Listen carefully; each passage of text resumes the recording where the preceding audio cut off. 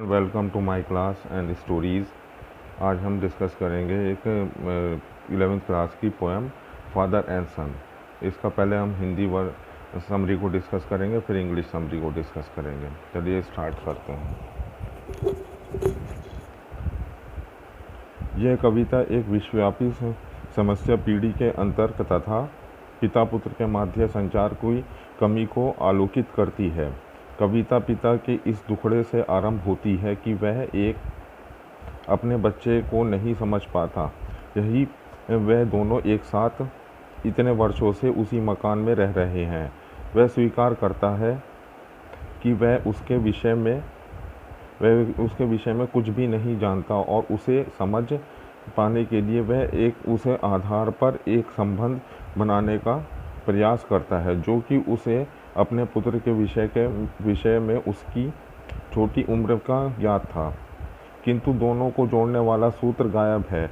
ऐसा प्रतीत होता है कि संपर्क को वह कहीं गंवा बैठा है, या तो उसने इस बीज को नष्ट कर दिया है अथवा इसे किसी ऐसे क्षेत्र में गलती से रखा गया है जो क्षेत्र उसका अपना नहीं है। परिणाम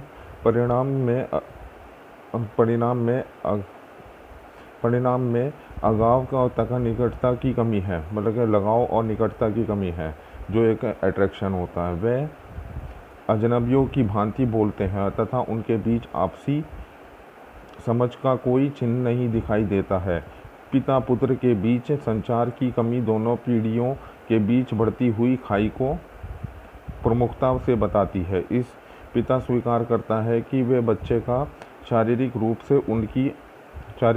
से उसकी अपनी इच्छाओं के अनुसार है, किंतु उनकी रुचियाँ भिन्न हैं। जो उनके पुत्र को प्रिय है वह आनंद नहीं दे सकता। आपसी साझी रुचियों की कमी का संचार बातचीत यानी की कमी के कारण बनती है। पुत्र अपने लिए नए क्षेत्र खोजने में व्यस्त है तथा वह अपने निजी संसार में आगे बढ़ जा रहा है।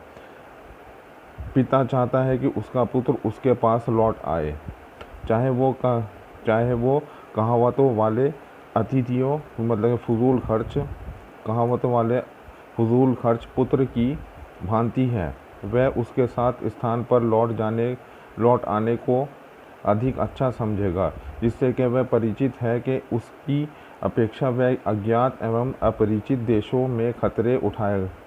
कहानी वाले फजूल खर्च बेटे के पिता की भांति वह अपने पुत्र को क्षमा कर देगा। अपने पुत्र के जोखिम भरे कार्य पूंजी निवेश के कारण वह हुए भौतिक धन की हानि के दुख से वह एक नए प्रेम का निर्माण करने की आशा करता है।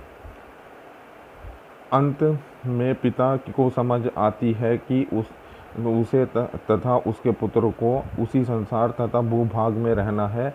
जब वह पुत्र को बोलता है तो पिता उसे समझने में असफल हो रहता है। ऐसा प्रतीत होता है कि स्वयं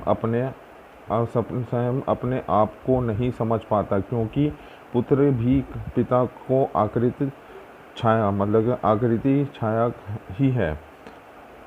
पृथक का दुख क्रोध का कारण बनता जा रहा है। वह इन हानि की क्षतिपूर्ति करने के लिए कोई विशेष प्रयास नहीं करते। जो हाथ वे आगे बढ़ाते वह खाली है, किंतु किसी ने ऐसी वस्तु के लिए तीव्र इच्छा अवश्य है जो कड़वाहट भूलने तथा क्षमा करने में सहायक करती है।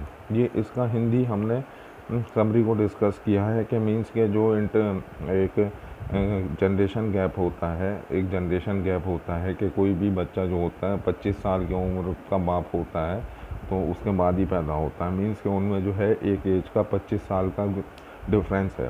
तो 25 साल पहले जो टर्म्स होती हैं बाप उसको समझता है, उन्हीं को अपने ट्रेडिशनल फॉर्म को समझता है। लेकिन बेटा जब 25 साल का हो जाता है तो बाप 50 साल का हो जाता है, तो बाप जो है अपने ही ट्रेडिशन को समझता है, लेकिन बेटा जो है एक नए ट्रेंड को देखता है। जैसे कि नॉर्मली होता है कि पहले के दौर में, पहले के वक्त में जो होते हैं रिलेशनशिप होते थे, रिश्तेदारियाँ होती थी, ख़ानदान होते थे, तो अब ये धीरे धीरे करके ख़त्म होते चले जा रहे हैं। अब जो है एक न्यूक्लियर लाइफ, बिल्कुल इंडिपेंडेंट प्रोफेशनल लाइफ जी रहे हैं सबके सब। अब कहीं पे भी ये रिश्ते, रीति रिवाज कम होते चले जा रहे हैं, क्योंकि लोगों को प्रोफेशनल और काम करने में ज़्यादा दिलचस्पी है, अपनी अपनी ज़िंदगी जीने में ज़्यादा दिलचस्पी है। इसी का हम इंग्लिश समरी को डिस्कस करते हैं, जो कि और बेटर करता है। Father and the son in summary, this poem highlights of the universe problem, generation gap and the lack of the communication between the father and sons. ये पोएम जो है बताती है कि एक कम्युनिकेशन गैप होता है जनरेशन्स के बीच में, उसको ये दर्शाती है। The poem begins with the father lament that he does not understand his child through they have been living together in the same house so for many years.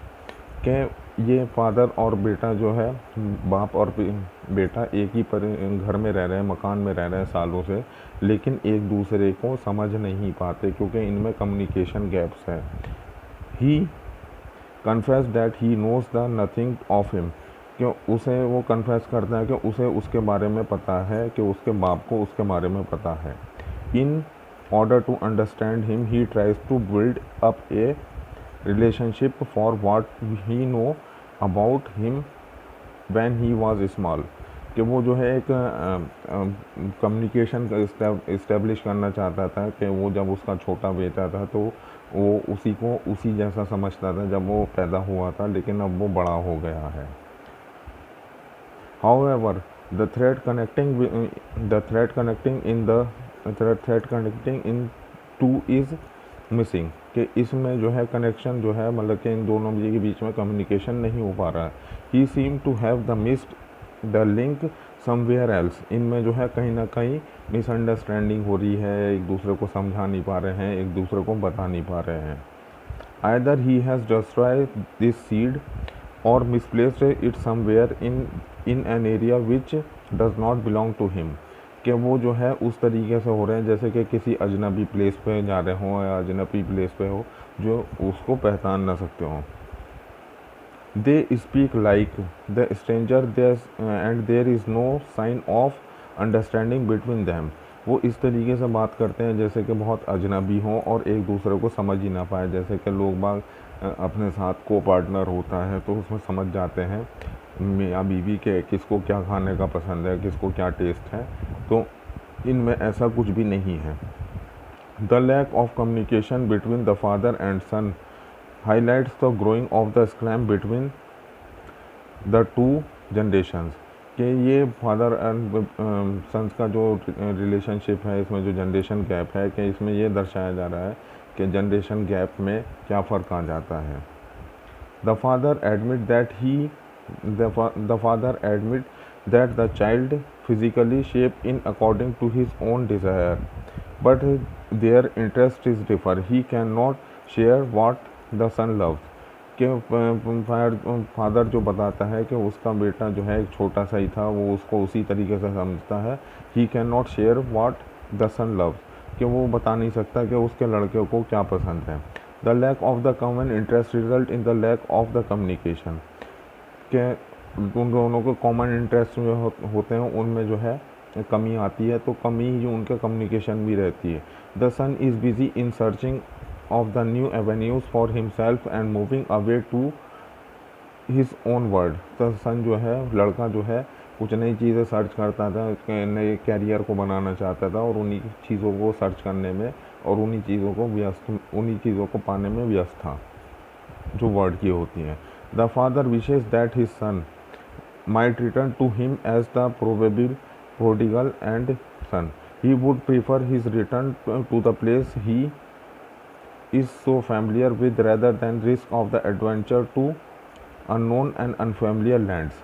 उसके पिता जो चाहते थे कि वो जो है उसके पास आ जाए और अपनी मातृभूमि में ही रहें, जो उसके लिए एक नोन प्लेस है और उन्हीं पे रहें, इससे बेहतर कि वो किसी अजनबी शहर या सिटीज़ में जाए या कंट्रीज़ में जाए कि वो उसी के साथ रहे।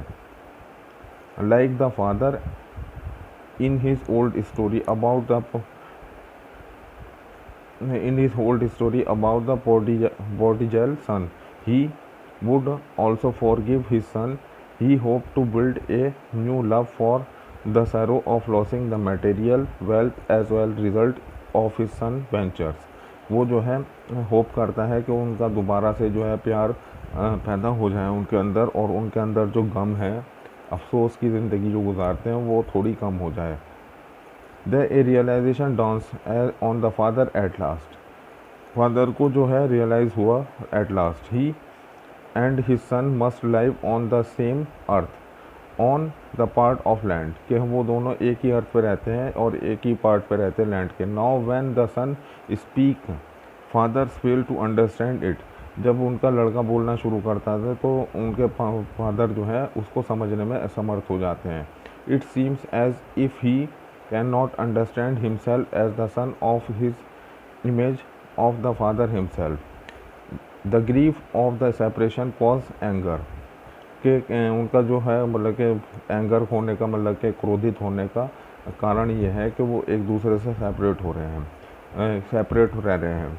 दे make no special effort to make up the loss, कि वो उनके बीच में कोई एफर्ट नहीं है जो इस लॉस को रोक सके. The hand they extend is empty, जो हाथ वो बढ़ाते हैं वो खाली ही होता है. However there is a strong desire of something to help him in forgiving the forgetting the bitterness, कि वो जो है एक